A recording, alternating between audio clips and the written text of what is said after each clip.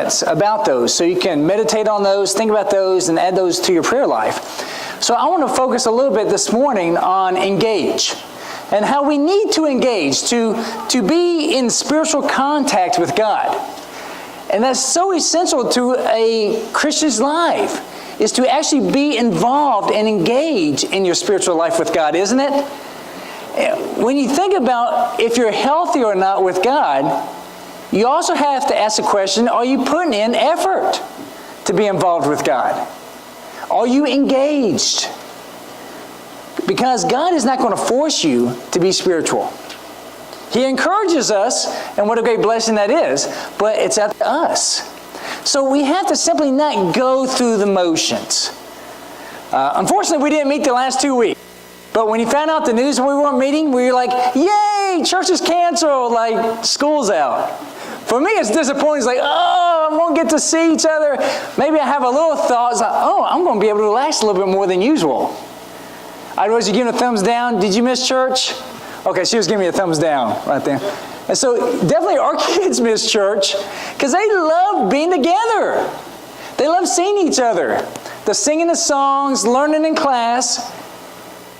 And if you've missed that, and if you're happy that we didn't miss church, then that's a little red flag. That maybe you're spiritually not where you need to be. And so you need to be careful and not go through the motions. And that's true with everything, with work, with your marriage, with your friends. You need to be involved. As James talks about there in chapter 4, verse 8, draw near to God, and He'll draw near to you. So the first part is us. God's always there. He's always ready to come close and be involved in our lives. But we need to draw near. And so that is so important that that's on us. And of course, prayer is the best tool to engage with God. I think prayer is the most intimate thing that we do with God. If you're really quiet, don't have the distractions, not necessarily driving down the road or watching TV or on the conversation with someone else while you're praying, but actually be quiet before God and pray to Him and give Him time. That's the most intimate time you can have with God. So I would say it's really impossible to actively engage with God without having a prayer life with God. So we need to, at some point, re-engage. And that's that first blank up there in your handout there, in your bulletin. Re-engage. Just like you have to do that maybe with your spouse or with a friend. You have to think, our relationship's kind of waned. I need to re-engage. And we have to do that with God sometimes. I need to re-engage with God. I want to get back into a good relationship with God. And then stay engaged is so key. We do that with different aspects as well. We try to engage with our community. I don't know if you noticed, we made a commercial not too long ago that we've put on Facebook. How many of you guys have seen that? Okay, over half. Good. Well, we want to show it right here. And just for some of you that maybe don't have Facebook, we want you to be able to see it as well, and then we'll get back into singing. It's so good to be with you today. Hello. David. Good morning. Good to see you back. Thank you. Yeah, it's been a little while. Well, so you've realized that we found the dimmer for the lights, things, and if you have opinions about it, either way, let me or Alan or one of the leaders know. We want to hear from you, of course, but they'll be doing things better, learning things. Okay, this was a little much, this was a little different. We want to know. But just like how life changes, we need to adjust to things as well, and we'll see how it goes. But we always want to make things the best experience for us while staying accurate to the Word, to the Scriptures, to help people get closer to God. Can you dim this a little bit here? I'm sorry. Be a little blind. And so we're continuing our theme this year with being spiritual and trying to be more spiritual. And it's been a little while since we've been here, so I just want to remind you what we talked about 2 weeks ago. 3 weeks ago when we were here. Remember, I showed that little clip from the movie Matrix, and you choose to be spiritual. Now, you chose that. When you come to church, when you get baptized and invite the Holy Spirit to come live and dwell in you, you chose the spiritual life. So you can see, his hand grabbing for that red pill there. So you did that. Now, was it what you thought it'd be? Hopefully, it's a tremendous amount better than you thought it'd be. Or there were some disappointments, having to say goodbye to some things or say no to some things that you liked in the world, your worldly part? Yes. At least I hope you are.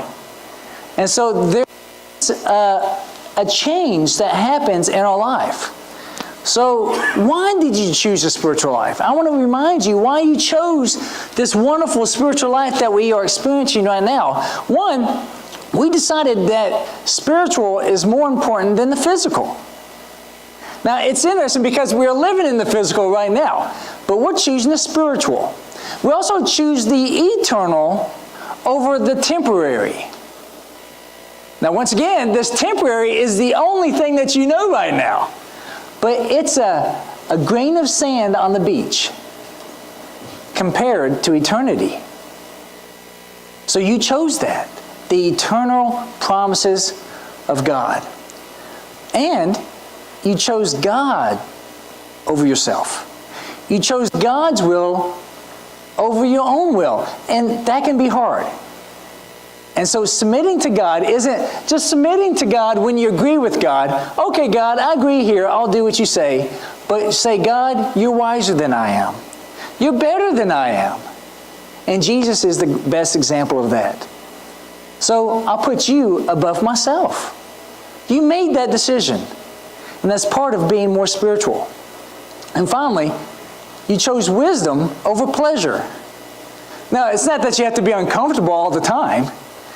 But you choose wisdom, the long-term benefits of being spiritual, instead of the short-term pleasure of being worldly.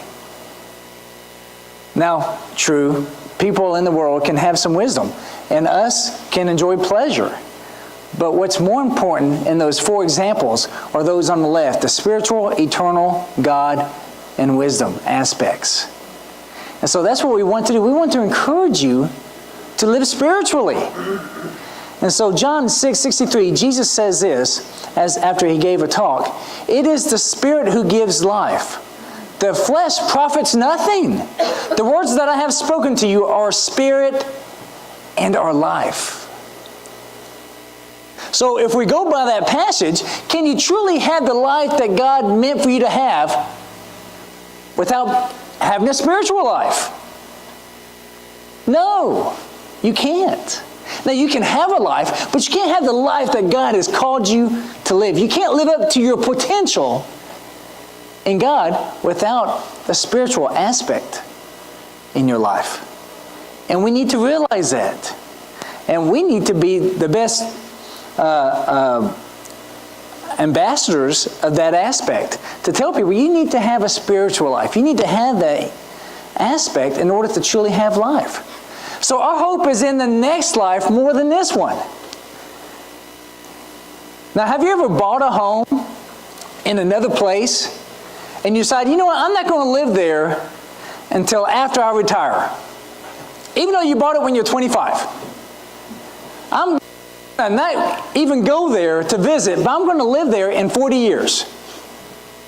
Now, would that make much sense? Probably not. And where you live before you go there is a place you're just going to rent. Not as nice. I'm going to rent, this little apartment so I can live really well 40 years from now in a retirement community. You're like, that doesn't sound like a good choice. But in a way, that's what we're doing now, isn't it? We're renting this life now. This is not forever. Our forever home is a lot nicer. Someone may say, well, your life is pretty good right now. Well, you wait until my next life. That's where it's at. This right here, yeah, I'm trying to make what I can with what I have. But that next life, wow, it's going to be phenomenal. I hope you come visit. I hope you can. And so we praise God that we have so much help to live this life. We have each other. Of course, we have the Holy Spirit. We have the Bible to guide us if we let it guide us. But man, I can't wait until that next life. But that is hard when we're living this life, when this is all we physically know, is this one. That's why hope and faith has a big part. We need to have a strong hope. And when I see hope in each one of you, it helps me. It truly does. So I want to talk about that. So you see that bear there. I want to talk about that bear in the fall, okay? That rascal trying to eat the fish. You may say to the fish, no, there's a bear there. So I want to talk about that bear this fall. This first half of the year, I'm talking about just the spiritual life that we're trying to go for. The warfare aspect I'm going to talk about in the fall. And so that flow, that water, you can definitely tell which flow the water is, isn't it? It's going that way, right? It's going that way. And so the flow is the majority, and the majority is the way of the world, okay? All the water is going this way. So if you put a little boat there in the water, which way is the boat going to go? With the flow, right? It's going to go there. Over the waterfall. All right? And so it's interesting. 1 John chapter 2, verses 15 through 17. I'm going to reference this a few times. So do not love the world, nor the things in the world. If anyone loves the world, the love of the Father is not in him. Is not in him. For all that is in the world, the lust of the flesh, the lust of the eyes, and the boastful pride of life, is not from the Father, but is from the world. The world is passing away, and also its lust, but the one who does the will of God lives forever. All right? Such a powerful passage here in 1 John. And so the temptation is to go with the crowd, isn't it? Just to go with the flow, go with the crowd. And even people say that a lot of times. Oh, I'm just trying to go with the flow. And why do we flow? Well, it's easier and less stressful a lot of times, isn't it? Because, we don't have to have conflict. Okay, where does everybody else want to go eat? Okay, I'm going to be sick in an hour after that, but okay. Well, I'll just go ahead and go with that. Oh, what's everybody's opinion about this subject? Okay, I'll just go along with that. It's easier and less stressful. That's a lie. That's a lie when we're talking about the flow is the world. Are you really okay with the world, people without God, telling you your morality? Telling you this is your point of view because this is what's hip, this is what's right, this point of view. Okay? The world says to be Christian, to live for God, is so hard. It's just so miserable. And it's really the opposite, isn't it? We all have friends that are not Christian. And if you think about the struggles that they have in their family, the repercussions of decisions that they make, isn't that harder? To go with the flow in the decisions that they make? Of course it is. It's much worse. Now what we do, it may be a little more stressful in the moment. To say no, I'm not going to drink that. No, I'm not going to do that. I'm going to stay pure. So the world is passing away. It's passing away. See that waterfall? That's that judgment time. It's going away. It's going to fall down and crash. If you just get in a boat, how many of you have canoed before? Okay. How would you like to canoe without a paddle? Oh, wow, there's a big rock. This should be fun. No, you want to paddle, don't you? You want to have a say where your canoe goes. That's the choice that we have. We have that paddle to decide where we go in life. We're not just going to go with the flow. I hope not. Because the flow is not going to end well. The flow is not going the right way. And so it's hard. We are called to be different. Now, that may cause some anxiety in some of us. Different. I don't like to be different. Different people stand out. Different people get picked on. I don't want to be different. So, I want us to think about it. How are we so different from everybody else? Well, that's an excellent question. I appreciate you asking that, David. By the way, it's healthy to talk about yourself in third person sometimes. Not really. And so how are we so different? Because, you know what? This idea that we're taught to blend in, like we're undercover Christians. You know, I'm going to have all these friends, and I'm going to be in my work environment, and when they are least expecting it, I'm going to let them know I'm a Christian. No, we're supposed to be completely different from the world. By the language we say, the things we do, what's most important in our life, we're supposed to be different. And it should be obvious. Now, you're a Christian? I never would have thought. You may reconsider that, because I don't know if you are. If people can't tell we're Christians, then are we? Let's look at this passage again. Do not love the world, nor the things in the world. If anyone loves the world, the love of the Father is not in him. For all that is in the world, the lust of the flesh, the lust of the eyes, and the boastful pride of life, is not from the Father, but is from the world. The world is passing away, and also its lust, thankfully, but the one who does the will of God lives forever. So let's look at this world aspect real quick. The lust of flesh, the lust of the eyes, and the pride of life. Is that what rules the day for you? When you wake up in the morning and you live your life that day, is what you do and what you think about, is it decided by those three things? Well, if you think about every temptation that comes to us from our desires that we see there in James chapter 1, comes from these, don't they? The lust of flesh, lust of the eyes, and the pride of life. From where, what do I feel like doing? You know, if it feels good, does it mentality. Or whatever I see, whatever I want it. And what did they say to me? No way. So that desire, the spiritual aspects of life, we need to desire the spiritual aspects of life, not this worldly aspects of life. Because that's what the world does. That's how they pick what they want to watch on TV. That's their vacations. Everything is determined by today. How can I get as much pleasure from today? Squeeze that orange and get as much juice out of today as I can. All right, all about today. So that lust, that is just a deep craving and a strong desire. We all have them, okay? We all have desires. People that are very animated or people that are very docile. Everybody has desires deep. Everybody. Are you going to be a slave to your physical desires? Or will you be a slave to your spiritual desires? Have you had that desire? You know what? I really need to spend some time with God. I just feel like I need to spend some personal time with God. And you have that spiritual desire. And you say, I'll do it at a better time. And then you've missed it. It goes away.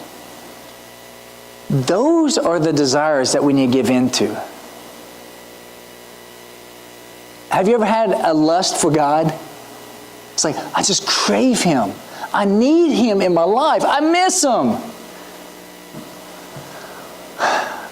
I hope you have that deep desire and craving for God.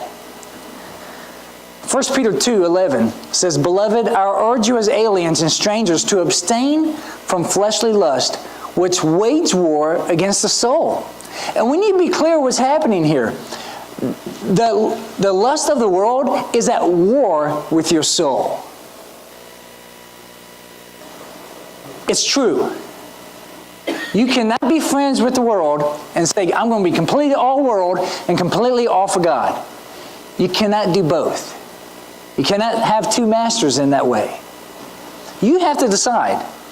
Now the thing is, you've already made that decision. You've already decided, I'm going to be spiritual.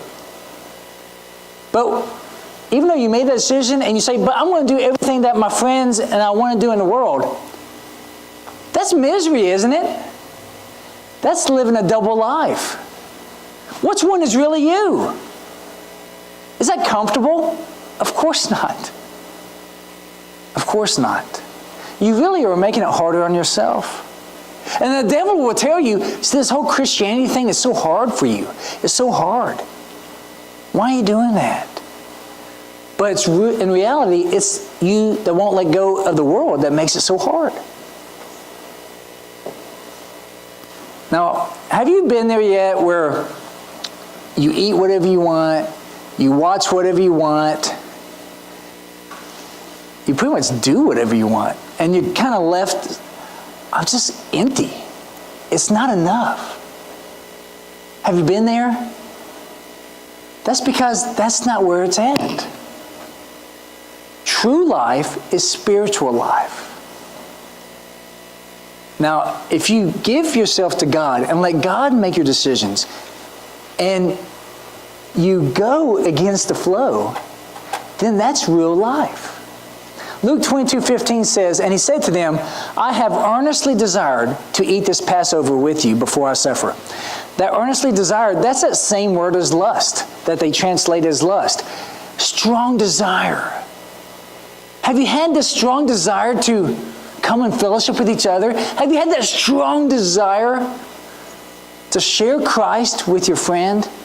Have you had that deep, strong desire to just spend time with God because you're thirsty, you're wanting it, you're needing it? I hope so. I hope so. So we need to live different.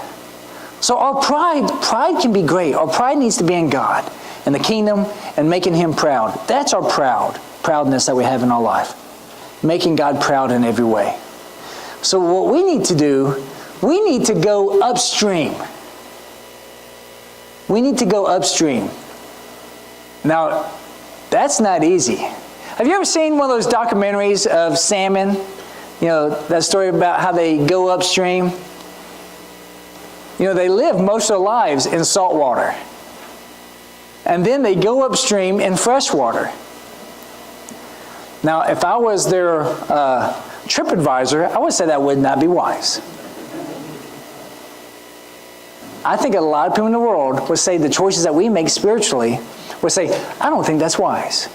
You give money to a group of church people?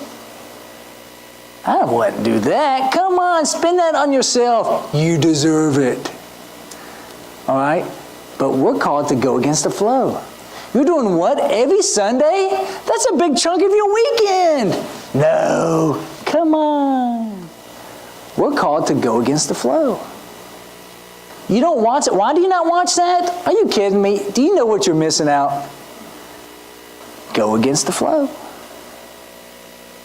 We are called to go against the flow. Now, if going against the flow ever feels like you're going with the flow, then there's a problem. Because going against the flow means like you're always going against the flow of the world. Now, one thing that makes it easier if we're with other people going against the flow. Because then, as we're jumping out of the water, get a breath of air, we see someone else jumping. Okay, you're still going. All right, let's go. All right? We need to be that way. Because you will carry out the desires of the flesh if you go the flow. You will. You're going to make a decision. You're around people making decisions to go with the flow. You're going to live off of self. And at the end of the day, you're going to say, I did everything I wanted to do. And if you still have the Spirit in your life, you're going to feel as empty as an upside-down bucket. Because that's what you're doing. Everything you did was just for number one. And even though you had a lot of experiences, did a lot of things, you're going to feel empty. You will. Or you should. Even though people will say, oh, you're doing great, everything's doing good. Galatians 5:16-17. But I say, walk by the Spirit, and you will not carry out the desires of the flesh. For the flesh sets its desire against the Spirit. Conflict, again, at war. And the Spirit against the flesh. For these are in opposition to one another, so that you may not do the things that you please. Okay, you cannot have it both ways. You cannot live a great spiritual life and do everything that the world wants you to do. Now, it is getting more and more apparent of the people that are with God and people that are without God nowadays, isn't it, in our culture? Some decisions that's made by law people about legal, about doing different things, disgusts me. I got to tell you. Makes me cry. When do we take a stand? No, I'm just going to be quiet. At what point do you get tired of looking the other way? I get tired. I get tired of only one side being voiced and that being okay. Do you think God says, yeah, don't tell people what I've said. You just, no. God wants us to speak out about what's right. Because we are His voice, are we not? If we don't tell them God's voice, then how will they hear? Does that mean there's going to be some conflict? Yeah, we're going upstream, people. It's going to be uncomfortable. But we're called to walk by the Spirit. That's why I like this focus of the encounter, to keep it on the front of our mind, that we need to be spiritually active. We need to be engaging with God in all these aspects. We need to have the gospel in our life. So the gospel and redemption isn't discussed here, but it's shown. You can see it. Isn't it shown in your life? Do you live your life in such a way that you're redeemed? I hope so. Why do those salmon go upstream? Because they're called to do it. It's deep down. Because those salmon die. Do those parent salmon, do they teach their kids to do this? No! It is in them to do this. It is God-given to make that trek. For those of us that are spiritual, it's so counterintuitive to the world, but it is in you by God to go upstream and to live spiritual lives. And that's where life is. That's where it's going to be for us. So I encourage us to be salmon. We need to be going against the stream. And it's going to end up well for us. Okay, we're going to make a makeshift home in this short period. But our retirement home, wow, it's going to be phenomenal. Jesus is already preparing a place for us. Don't you know that? And that's what we're living for. We'll make do while we're here. And God has given us great lives here. There's a lot of good things for us to enjoy here. But this is not the goal.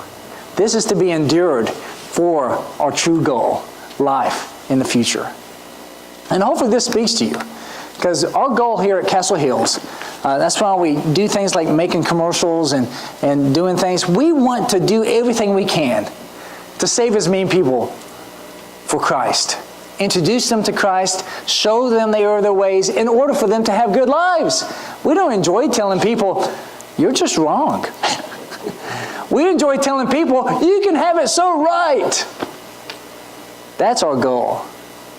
If this speaks to you, please come forward as we sing this song.